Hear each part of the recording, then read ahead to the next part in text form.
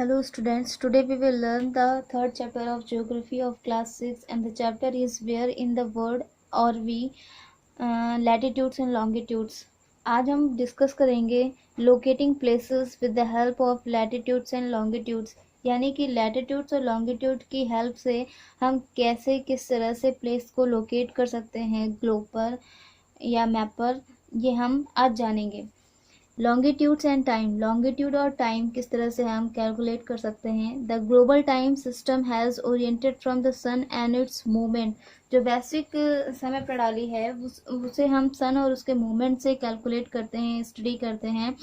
The relationship between the earth and the sun is considered as the best time keeper in the world, और sun और अर्थ के movement को ही हम read करके observe करते। प्राचीन समय में भी टाइम कैलकुलेट किया जाता था सन और अर्थ के मूवमेंट को देखकर, और आज के समय में भी हम इससे अच्छे तरह से समय को मालूम कर सकते हैं इनके मूवमेंट से।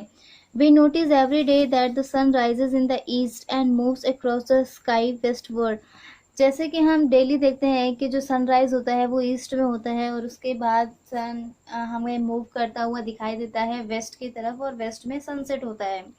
The apparent movement of the sun across the sky is due to the rotation of the earth on its axis from west to east, और जो हमें सन मूव करता हुआ दिखाई देता है वेस्ट टू ईस्ट में, वो हमारे अर्थ के रोटेशन की वजह से है, जो कि अर्थ हमारे अपने एक्सिस पर रोटेट करती है वेस्ट टू ईस्ट डायरेक्शन में, इसीलिए सन हमको ईस्ट टू वेस्ट डायरेक्शन में जाता हुआ दिखाई देता है।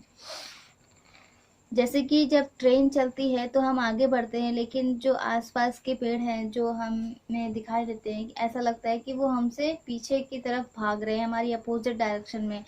तो वही प्रिंसिपल यहाँ पर भी लगता है कि हम जिस डायरेक्शन में हमारी अर्थ मूव करती है उसके जस्ट अपोजिट डायरेक्शन में हमको सन मूव करता हुआ दिखाई देता है, यानी कि हमारी earth west to east move करती है तो हमें sun east to west move करता हुआ दिखाई देता है।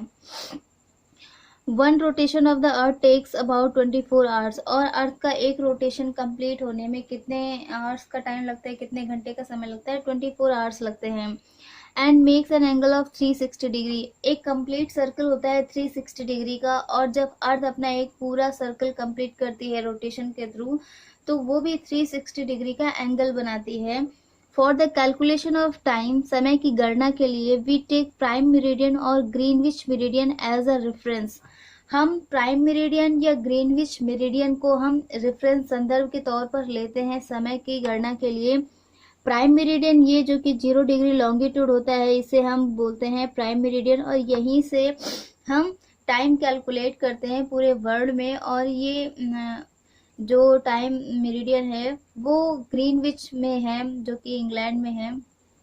As the earth rotates from west to east places lying east of the Greenwich meridian, जैसे कि अर्थ हमारी ईस्ट टू वेस्ट मूव करती है, वेस्ट टू ईस्ट मूव करती है, जो हमारी अर्थ है ये वेस्ट से ईस्ट की तरफ में मूव करती है।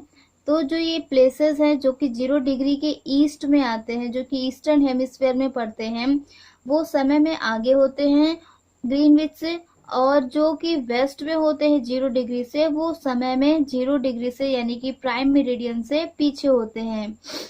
जैसे कि यहाँ पर अगर 12 बज रहा है तो यहाँ का समय 12 बजे से आगे ही होगा, पीछे होगा, ये इधर वेस्टर्न हेमिस्फीयर में है। यहाँ पर दिया भी गया है as the earth rotates from west to east, जैसे कि अर्थ हमारी वेस्ट टू ईस्ट रोटेट करती है। Places lying east of the Greenwich meridian, जो प्लेसेस ग्रीनविच मेरिडियन से ईस्ट में आते हैं, will 0 degree meridian will be ahead of Greenwich time, जो कि 0 डिग्री मेरिडियन के आगे हैं वो ग्रीनविच से टाइम में आगे होंगे। And those which are west of it, और जो प्लेसेस 0 डिग्री के वेस्ट में हैं विल बी बिहाइंड इट, वो यहाँ के समय से पीछे होंगे।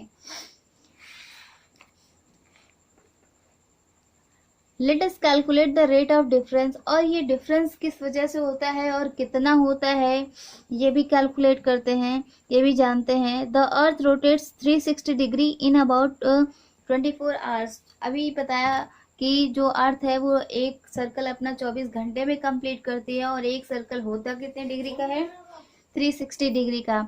It means that the earth rotates by 15 degree in an hour. और इसका मतलब ये है कि जो हमारी अर्थ है वो 1 घंटे में 15 डिग्री मूव कर लेती है। अगर हम 360 डिग्री को 24 से डिवाइड करेंगे तो ये 15 डिग्री आता है, यानी कि 24 घंटे में वो अगर 360 डिग्री घूमती है तो ये 15 डिग्री घूमे में कितने घंटे में, 1 घंटे में घूमती है।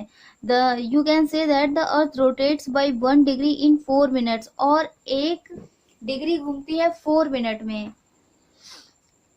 Therefore, if it is 12 noon at Greenwich, और यहाँ पर एग्जाम्पल दिया गया है कि अगर ग्रीनविच में दोपहर के 12 बज रहे हैं, the time at 15 degree east of Greenwich. अब ईस्ट दिया है यानी कि ईस्ट में है तो टाइम आगे ही होगा ग्रीनविच से। The time at the 15 degree east of Greenwich will be 15 into 4 is equal to 60 minutes और 1 hour ahead of ग्रीनविच। अब यहाँ पे बताया है कि 1 डिग्री कितने के बराबर होता है, 4 मिनट के बराबर होता है। और यहाँ पर पूछा है कि 15 डिग्री ईस्ट में कितना टाइम होगा, तो 15 को अगर हम 4 से मल्टीप्लाई कर देंगे तो ये आ जाएगा 16 डिग्री, सॉरी 15 को अगर हम 4 मिनट से मल्टीप्लाई करेंगे तो ये आएगा 60 मिनट, और 60 मिनट यानी कि 1 घंटा। तो इस तरह से जो प्लेस ग्रीनविच से 15 डिग्री ईस्ट पर है, Greenwich at the time at 15 degree east, तो जो भी प्लेस ग्रीनविच से 15 डिग्री ईस्ट लॉन्गिट्यूड पर है, जितने भी प्लेस 15 डिग्री ईस्ट लॉन्गिट्यूड पर आते हैं उन सभी का टाइम ग्रीनविच के टाइम से 1 घंटा आगे होगा। आगे इसलिए होगा क्योंकि ये ईस्टर्न हेमिस्फीयर की बात हो रही है, ईस्टर्न लॉन्गिट्यूड की बात कर रहे हैं, इसलिए समय आगे होगा। अगर भाई हम 15 डिग्री यहाँ पर W लिखा होता यानी कि वेस्ट होता, तो यहाँ पर समय 1 घंटा पीछे होता, यानी कि अगर ग्रीनविच पर दोपहर के 12 बज रहे हैं तो इस 15 डिग्री ईस्ट में होगा दोपहर का 1। और अगर वेस्टर्न हेमिस्फीयर की बात करें तो ग्रीनविच पे 12 बज रहे हैं तो वेस्टर्न हेमिस्फीयर में 15 डिग्री वेस्ट लॉन्गिट्यूड पर सुबह के 11 बजेंगे। So the time at the 15 degree will be 1 PM। अगर 15 डिग्री की बात करें तो 12 बजे से 1 घंटा और आगे होगा तो वहां पर 1 PM होगा। But at 15 degree waste of Greenwich the time will be behind the Greenwich time, so that also by 1 hour। तो अगर वेस्ट की बात करें तो वहां पर 15 डिग्री वेस्ट में टाइम 1 घंटा पीछे होगा। So it will be 11 AM at 15 degree west, तो इस वजह से जो 15 डिग्री वेस्ट लॉन्गिट्यूड पर 11 बजेंगे। However, on 180 degree longitude, it will be 12 midnight when it is 12 noon at Greenwich।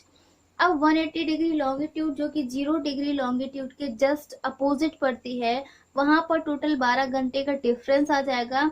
तो यहाँ पर अगर दोपहर के 12 बजे हैं तो 180 डिग्री लॉन्गिट्यूड पर रात के मध्य रात्रि के 12 बजेंगे। It is important to note that all places on a given meridian, ये काफी इंपॉर्टेंट पॉइंट है इस टॉपिक में।